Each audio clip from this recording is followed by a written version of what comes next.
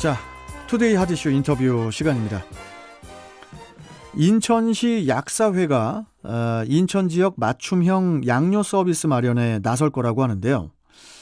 인천광역시 약사회는 지난달 25일 인천형 통합 돌봄을 통한 약사의 역할 정책 토론회를 개최했다고 합니다.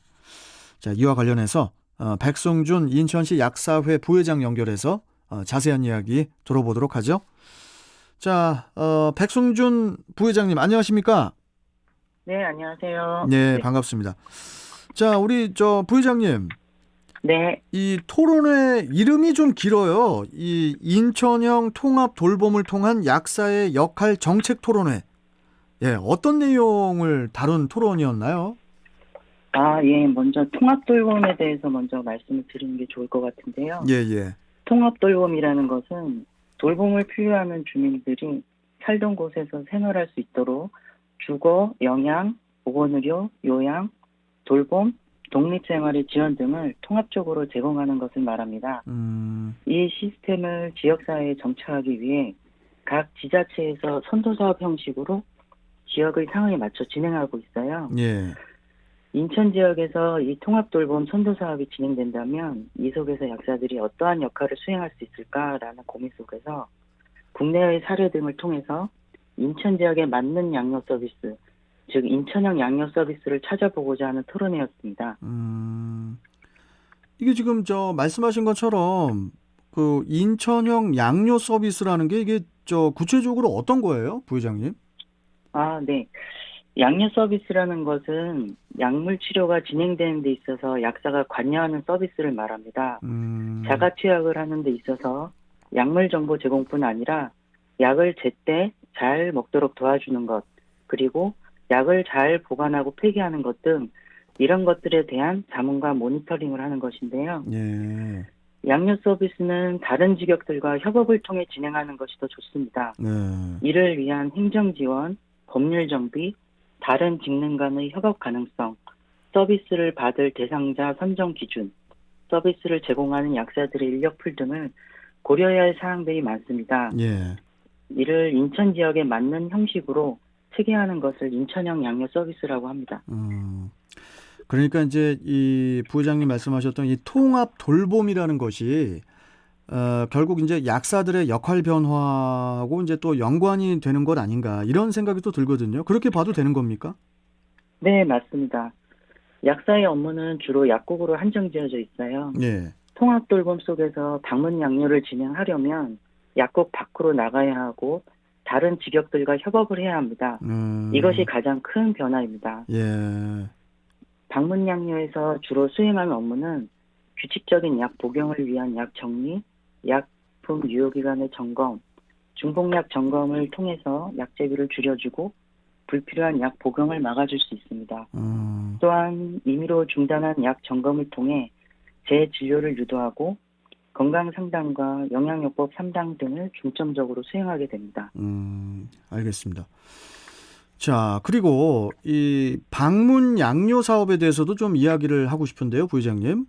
네. 이 서비스 주기나 기간이 지자체마다 또 이제 다 제각각 다르다 보니까 이 시스템의 표준화에 대해서도 좀 강조를 하셨었죠? 네네. 예, 예. 이 부분에 대해서도 좀 말씀해 주세요. 네네네. 방문 양료 사업의 경우에는 2012년부터 각 지역 약사회에서 의욕적으로 시작했습니다. 예. 그러다 보니 많은 시행착오가 있었고 아쉬운 점들이 있었어요. 예. 예를 들면 대상 환자 선정 기준이 명확하지 않다거나 환자가 복용 중인 다양한 약물에 대해 정보 획득이 어렵다거나 상담 후 주민들과 결과를 공유하는 데 있어서 어려움 등이 있었습니다. 예. 이것은 기획 단계에서 지자체나 유관단체들과 협의를 하지 못하고 진행하다 보니까 생기는 문제들이었습니다. 예. 건강보험공단의 지역사회 통합돌봄 추진단이나 대한약사회를 중심으로 해서 표준화된 매뉴얼이 마련된다면 시행착오도 훨씬 줄어들고 관심 있는 지자체나 지역협업체에서 시행하기 쉬울 것 같습니다. 사실 현재는 약사분들의 역할이 그 의사 처방에 따른 조제와 이제 복약 지도 정도잖아요. 네네. 뭐 여러 가지 조건 기반이 좀 잘 이루어져 가지고 그 약사가 할 수 있는 역할이 좀 넓어지면 좋을 것 같기도 한데 이 의사 약사 간의 협업 시스템 구축이라는 게 이게 어떻게 이루어지고 있는 겁니까? 네, 현재는 의약분업에 기반을 둔 협업 시스템에 국한돼 있습니다. 네. 그런데 통합돌봄에서 의학사 간의 협업이 효율적이기 위해서는 약사가 방문 양료를 한 결과 보고서가 단골 주치의와 공유될 수 있는 방법이 모색되어져야 할 것 같습니다. 어, 이것은 각 지역별로 조직되어 있는 보건인 단체를 통해 진취적인 논의가 이루어진다면 예. 가능할 것으로 생각합니다. 어, 여기에 더해서 행정적 지원으로 환자를 중심으로 두는 전문 직역 간의 협업에 대해서 어드밴티지나 인센티브를 부여하는 것이 효과적이라 생각합니다. 네. 그 우리 백승준 부회장님, 네, 저도 이제 어제 조금 이 부분에 대해서 양료 네, 서비스에 대해서 좀 살펴봤거든요. 네네네. 그런데 그런 얘기도 있더라고요. 환자의 약물 사용이나 질병 현황에 대해서 주치의하고 지역 약국이 좀 이렇게 공유하는 네네. 온라인 플랫폼이 절실하다. 이런 네네네. 얘기가 있는데 온라인 이게 물론 뭐 요즘이 온라인 시대고 인터넷 시대긴 한데 이 네네네. 온라인 플랫폼이라는 게 이게 정말 필요합니까 지금 상황에서? 일단은 객관적으로 이제 환자가 복용하는 약물 목록, 약물에 어떤 약물을 복용하고 계시는지를 확인해야 돼서 그런 건데요. 아, 그러니까 네. 주치의가 확인해야 된다라는 거예요? 아니요, 아니요. 약사가 방문 약류를 예, 하려면 예. 아, 먼저, 예, 예. 먼저 네, 파악을 해야 된다. 그렇죠. 복용하고 계시고 있는 약들을 미리 먼저 알고 여기에 대한 문제점들이나 미리 파악하고 가야 그걸 이제 현장에서 이제 효율적으로 이제 상담을 진행할 수 있거든요. 예, 예. 그렇게 되면 약을 처방받은 약들을 다 제대로 복용하고 계시는지 예. 아니면은 이걸 복용하다 중단하셨는지 상황들을 다 파악하고 여기에 대한 보고서를 이제 주치의랑 공유를 하는데 어, 여기에 대해서는 이제 환자 개인 정보다 보니까 그렇죠, 그렇죠. 뭐 예. 문서라든가 이렇게 할 수는 없고 예. 약간 공인된 혹은 정보가 이제 공식화된 이제 온라인 플랫폼을 통해서 이제 자료가 정리가 되면 예. 이제 특별한 어떤 공인 인증서나 아니면 그 외에 이제 정부에서 인증해준 그 인증 방법을 통해서 이제 접속을 해가지고 환자의 그 방문 결과를 이제 공유할 수 있게 되면 그게 훨씬 더 개인정보 보호에도 안정적인 것이고. 환자한테도 그게 더 좋겠네요. 그렇죠. 네, 결론적으로 보면은. 그렇습니다. 그런데 이제 이게 사실인가요? 부회장님? 네, 처방전 있잖아요. 처방전. 네네네. 처방전이 각 지역마다 다 이게 형식이 다르다고 하던데 맞습니까? 그게 제 말이? 어, 아니요, 그렇지는 아, 않고요. 그렇진 않아요?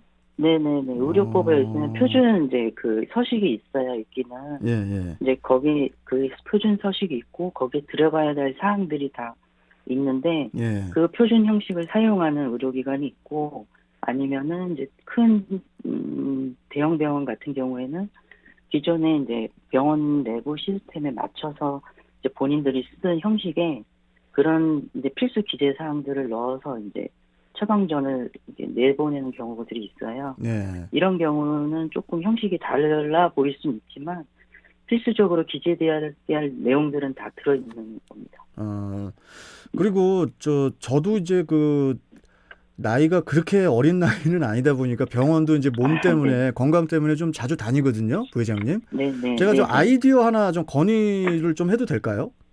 네, 감사합니다. 왜냐면 우리 네. 부회장님께서 그냥 뭐 직책이 부회장님이 아니시면 이런 말씀 안 드리는데 네. 회장 바로 미치시니까 뭐 이거 네네네네. 좀 병원 이렇게 큰 대형 병원 보면요. 네. 병원에서 이제 진찰을 받고 다 이제 외래에서 진료 받은 다음에 이렇게 이제 처방전을 이렇게 주잖아요. 네네. 그러면은 어떤 큰 병원은 바로 그 병원 옆에 이렇게 이게 약국들이 다 이렇게 다닥다닥 붙어 있는 데도 있는 반면에 또 네. 다른 또 어떤 대형 병원 같은 데 가면은 뭐 그냥 병원 얘기하겠습니다. 삼성의료원 네. 같은 데 가면요. 네네네네네. 약국 앞에 차를 댈 수도 없는 데예요, 거기가. 그러다 네네네. 보니까 그러니까 쉽게 말씀드려서 약국 가서 처방을 바로 받아가지고 이제 집을 가고 싶은데 약국이 너무 가기가 불편한 그 대형 병원들도 있거든요. 네네네. 그런 걸 위해서 네. 좀 병원에서 처방을 받아가지고 병원에서 바로 환자가 직접 그 처방전을 가지고 약국을 가는 게 아니라 네. 병원에서 직접 그냥 다이렉트로 그 약국에 얘기를 해줘가지고 바로 그냥 뭐 이렇게 퀵으로라든지 뭐 약이 좀 네네네. 오게 해주면 안 됩니까? 요즘 비대면 시대인데 그런 건 안 일단은, 될까요? 일단은 이제 병원에서 약국으로 가는 이제 그런 다이렉트 시스템은 네. 일단은 처방전이 이제 전자처방전 시스템으로 해서 이제 마련되어 있는 것 같고요. 그리고 약은 이제 대형 병원 같은 경우에는 그 인근에 있는 약국에는 이제 약이 당연히 구비가 돼 있을 테니까 그렇죠. 네. 거기서 구입하시는 게 편하실 수도 있지만 네. 워낙 대형 병원은 방문한 환자들이 많다 보니까 많아요. 예, 큰 예, 병원은. 대기 시간이 워낙 길어질 수가 있어요. 예. 그래서 이제 본인이 이제 거주하시는 지역의 단골 약국을 혹시 방문을 하시면 거기에 미리 말씀하시면 다 이제 그 약을 받으실 수 있거든요.